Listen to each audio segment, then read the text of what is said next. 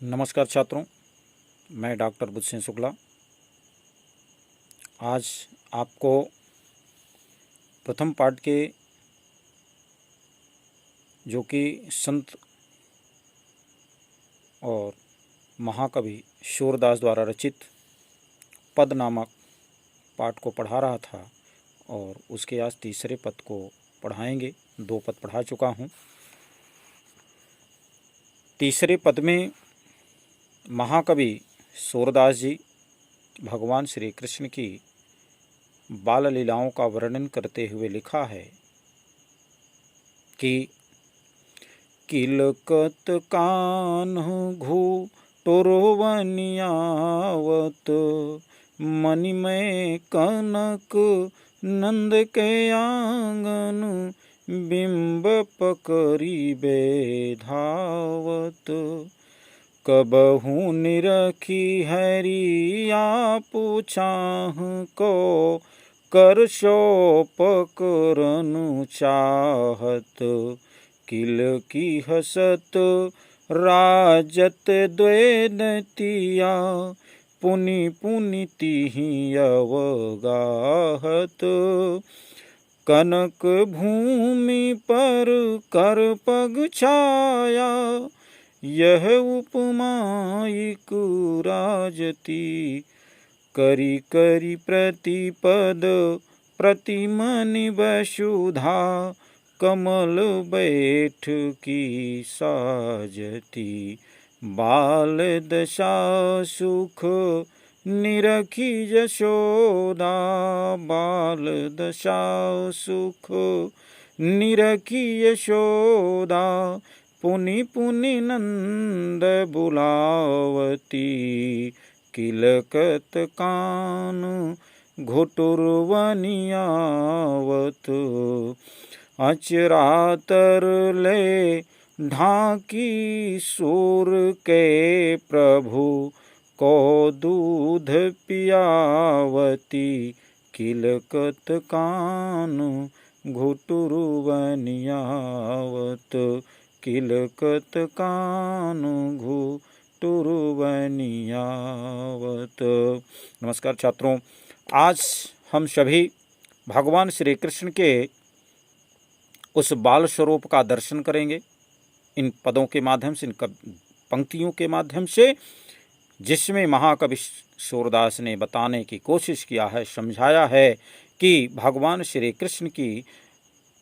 कृष्ण के उस बाल स्वरूप को देख करके नंद बाबा और माता यशोदा किस तरह से प्रसन्नचित होते हैं, किस तरह से उनका भाव दिखता है। इसी भाव को प्रकट करते हुए संत महाकवि सूरदास जी कहते हैं कि किलकत कान घुटुरवनियावत।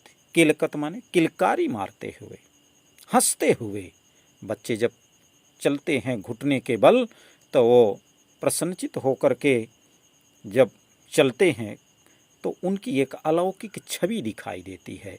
तो उसी तरह से नंद बाबा के मणिमय कनक, मणिमय माने मणि से निर्मित, मणिमय मणि से बने हुए कनक स्वर्णिम, तो कहा मणि निर्मित स्वर्णिम नंद के आंगन में, नंद बाबा के आंगन में किलकारी मारते हुए कान्ह माने भगवान श्री कृष्ण, घुटुरवनि माने घुटने के बल आते हैं। तो भगवान श्री कृष्ण नंद बाबा के मणि से निर्मित स्वर्णिम आंगन में किलकारी मारते हुए घुटने के बल आते हैं और करते क्या हैं? बिंब पकड़ी बेधावत।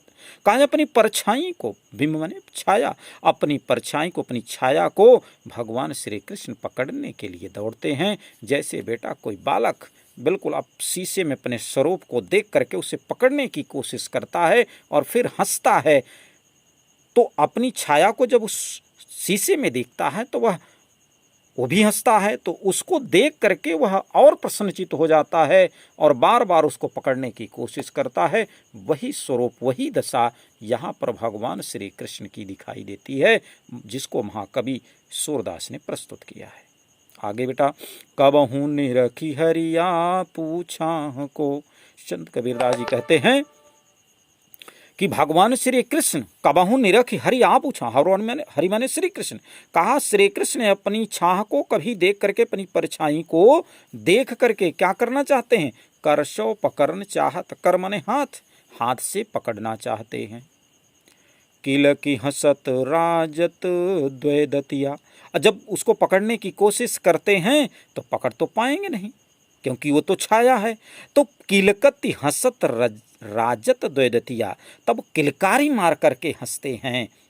और जब किलकारी मार करके हंसते हैं तो द्वैदतिया, उनके सामने के दोनों दतुलियां क्या करती हैं? राजत, सुशोभित होने लगती हैं, सुंदर दिखाई देने लगती हैं। पुनि पुनिति अवगाहत। कहा जिसको वह बार बार देखते हैं और अवगाहत, आनंदित होते हैं। पुनि पुनिति अवगाहत। कहा उस छाया को, अपने स्वरूप को उस मणिमय आंगन में बार बार उसको देखते हैं और देख करके उससे आनंदित होते हैं, प्रसन्नचित होते हैं और उसे पकड़ना चाहते हैं। कनक भूमि पर कर पग छाया। कर माने हाथ, पग माने पैर। कहा अपने उस स्वर्णिम, कनक भूमि माने स्वर्णिम भूमि पर अपने हाथ और पैर की छाया को देख करके भगवान श्री कृष्ण जब किलकारी मार करके हंसते हैं तो उनके किलकारी मार करके हंसने की जो शोभा है और उनके जो सामने के जो दो दांत हैं वे, उनकी जो शोभा है और उस स्वरूप को पकड़ने की पकड़ने का जो बार बार प्रयास कर रहे हैं उसकी जो शोभा है और उनके हाथों और पैरों की जो स्वर्णिम भूमि पर छाया है, कहा उसकी जो शोभा है, कहा इन सभी की जो शोभा, इन सभी की जो सुंदरता है, कहा यह उपमा एक राजत। कहा यह एक अलग उपमा को प्रस्तुत करती है, एक अलग उपमा को देती है। यह उपमा एक राजत, एक माने एक, राजति माने सुशोभित होती है।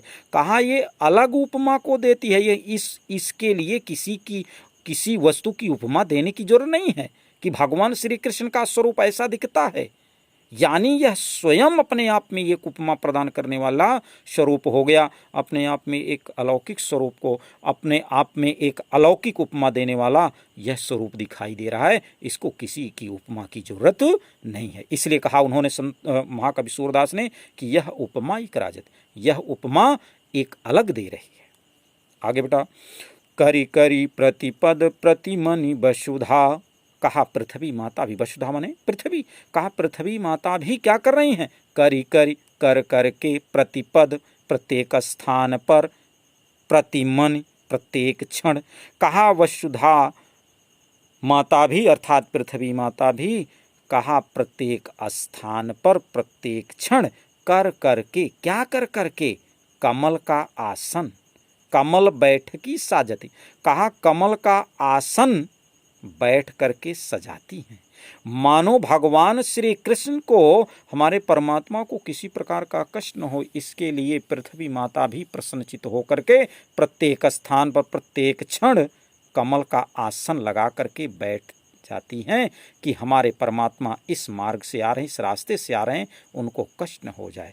यानी भगवान श्री कृष्ण की उस अलौकिक सुंदरता को देख करके पृथ्वी माता भी उनके लिए मानो कमल का आसन लगा देती है। बाल दशा सुख निरखी जशोदा। कहा कि इस बाल दशा को, इस बाल स्वरूप को देख करके और उसके सुख का अनुभव करके यशोदा माता क्या करती हैं?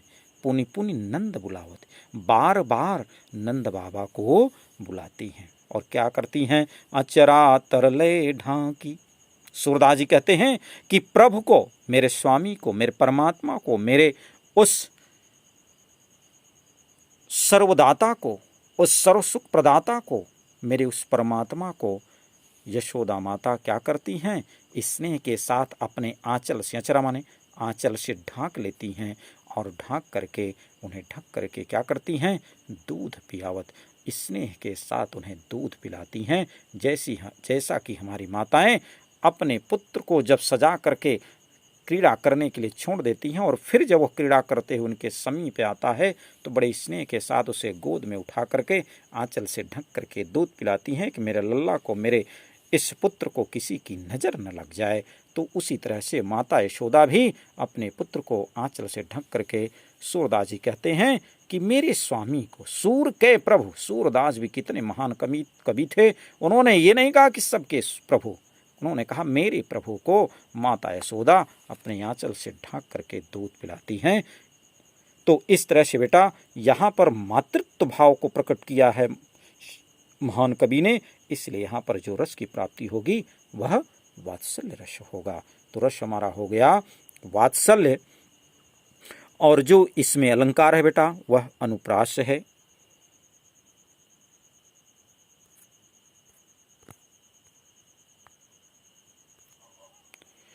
अनुप्रास है, रूपक है और पुनरुक्ति प्रकाश, ये तीन अलंकारों की प्राप्ति यहाँ पर हुई है। और भाषा हमने बताया ही था पहले, भाषा इसकी ब्रज है, छंद इसमें गेय छंद है, और जो रस है वह वात्सल्य रस है। ठीक है बेटा। तो इस तरह से तीसरे पद का आपका काव्य सौंदर्य भी हो गया। अब आगे आते हैं चौथे पद में। चौथे पद में महाकवि सूरदास ने श्री कृष्ण के अब बड़े हो जाने के भाव को प्रस्तुत किया है कि अब भगवान श्री कृष्ण इतने बड़े हो गए हैं कि वह अपने कार्यों को स्वयं करने की जिज्ञासा माता यशोदा से प्रस्तुत करते हैं। और उस भाव को यहाँ पर संत और महान कवि सूरदास ने व्याख्यायित किया है और कहा है, क्या कहा है इसको पढ़ेंगे। मैं अपनी सब गाय चरई हूँ, माता यशोदा से भगवान श्री कृष्ण कहते हैं कि मैं अपनी सब गाय चरई हूँ, प्रात होत बल के संग जई हूँ, तेरे कहे न रही हूँ। ग्वाल बाल गायन के भीतर न को डर नहीं लागत, आज न सोवं नंद दुहाई, रैनी रहूँगे जागत। और ग्वाल सब गाय चरई हैं, मैं घर बैठो रही हूँ। शूर श्याम तुम सोई रहो, अब प्रात जान मैं दई हूँ। यहाँ पर भगवान श्री कृष्ण अपने गायों को चराने की जिद करते हैं और माता यशोदा उन्हें समझाती हैं।